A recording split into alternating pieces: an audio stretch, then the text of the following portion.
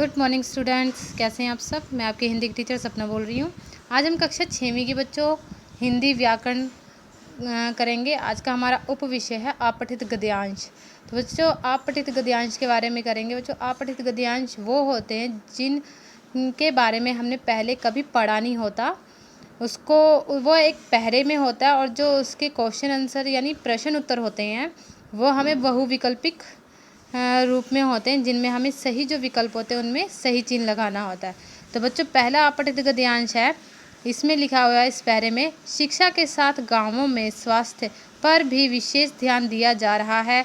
अस्पतालों का निर्माण किया जा रहा है, स्वास्थ्य केंद्र खोले जा रहे हैं, बड़े बड़े गाँवों में प्रस्तुति गृह भी खोले जा रहे हैं, शिशु कल्याण और सफाई के साधनों की भी व्यवस्था की जा रही है, आदर्श गांव स्थापित किए जा रहे हैं, गांवों के आर्थिक विकास के लिए एक गांव को दूसरे गांव से जोड़ा जा रहा है, पक्की सड़कों का जाल साफ बिछाया जा रहा है, ग्रामीणों को यातायात की पूरी सुविधा उपलब्ध कराई जा रही है, ग्रामीण उद्योग धंधों को पूर्ण विकसित किया जा रहा है, जिससे किसान अपने आकाश के क्षणों में धनोपार्जन का कर सके।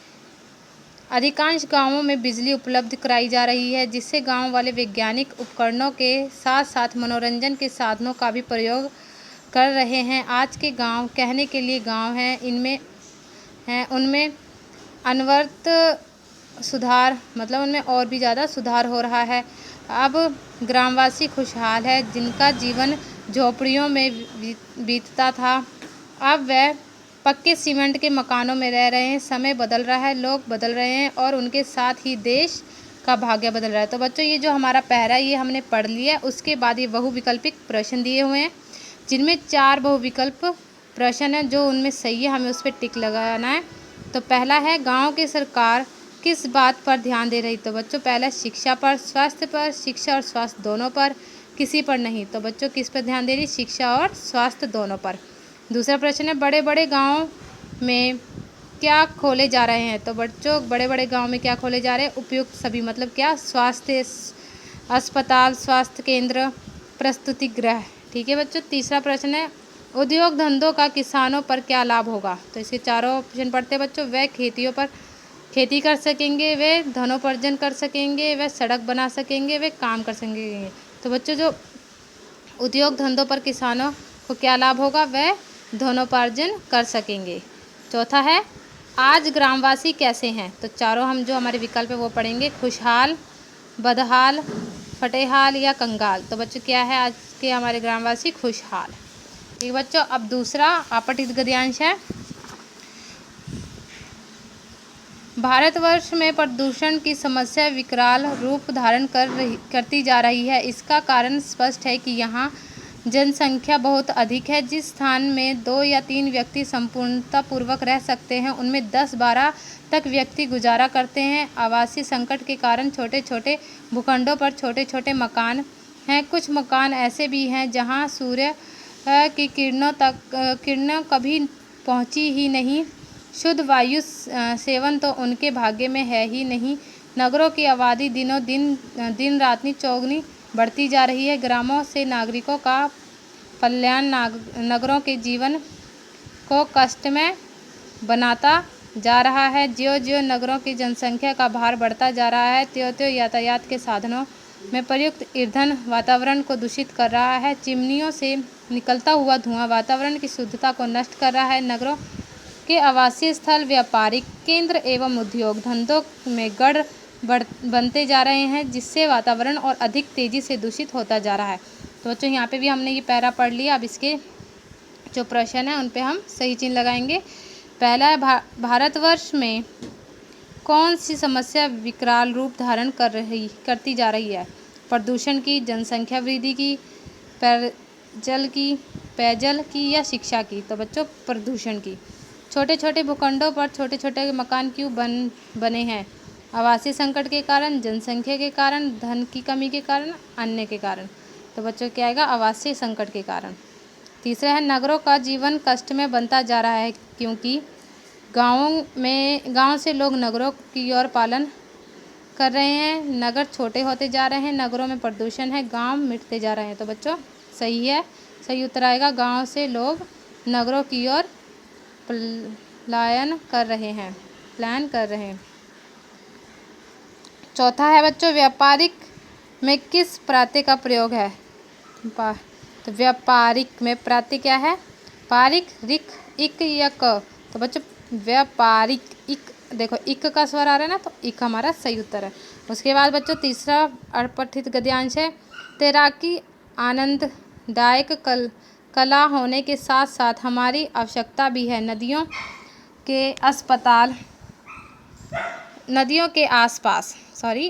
के आसपास गांव लोग सड़क मार्ग ना होने पर एक दूसरे से तभी मिल सकते हैं जब उन्हें तैरना आता हो अथवा नदियों में नावें हों। प्राचीन काल में नावें कहाँ थीं? तो तब तो आदमी को तैरकर ही नदियों को पार करना पड़ता था, किंतु तैरने के लिए मनुष्य को निश्चित ही प्रयत्न और परिश्रम करना पड़ा होगा, क्योंकि उनमें अन्य प्राणियों की भांति तैरने की जन्मजात क्षमता नहीं है। जल में मछली आदि सब जीवों के स्वच्छंद विचरण करते देख मनुष्य ने उसी प्रकार तैरना सीखने का प्रयत्न किया और धीरे धीरे उसने एक कार्य में इतनी निपुणता प्राप्त कर ली कि आज तैराकी एक कला के रूप में गिनी जाने लगी है। विश्व में जो भी खेल प्रतियोगिताएं आयोजित की जाती है उनमें तैराकी प्रतियोगिता अनिवार्य रूप से सम्मिलित की जाती है। तो बच्चों हमने ये पैरा भी पढ़ लिया, तो इसके हम प्रश्न उत्तर करेंगे। पहला है बच्चों, तैराकी आनंद के अलावा क्या है? हमारी आवश्यकता, हमारी आजीविका, हमारा ज्ञान वृद्धि या अन्य? तो हमारी क्या है बच्चों? आनंद के अलावा हमारी आवश्यकता। तो हमारी आवश्यकता पे हमने सही चिन्ह लगाया। दूसरा है, प्राचीन काल के लोग नदियों दूसरा प्रश्न है बच्चों, प्राचीन काल के लोग नदियों को कैसे पार करते थे? तो इसके जो 4 विकल्प है वो पढ़ेंगे। नाव से, जहाज़ों से, तैरकर या भागकर? तो बच्चों प्राचीन काल में लोग जब नाव नहीं होते तो क्या करते थे? तैरकर नदियाँ पार करते थे। तो जो ग है वो सही उत्तर आएगा। तीसरा है, मनुष्य ने किससे प्रेरणा लेकर तैरने का प्रयास किया? मछली से, बत्तख से, हंस से या घोंघा से? तो बच्चों मछली से। चौथा है, विश्व शब्द का कौन सा शब्द पर्यायवाची है? तो बच्चों विश्व को और किस नाम से जाना जाता है? सागर, संसार, तट या रावी? तो बच्चों संसार। पांचवा प्रश्न, निपुणता शब्द का अर्थ? तो बच्चों इसके चारों विकल्प हम पढ़ेंगे। कुशलता, शिक्षा, तैराकी, योग्यता। तो बच्चों निपुणता को क्या बोलते हैं? कुशलता। ठीक है बच्चों।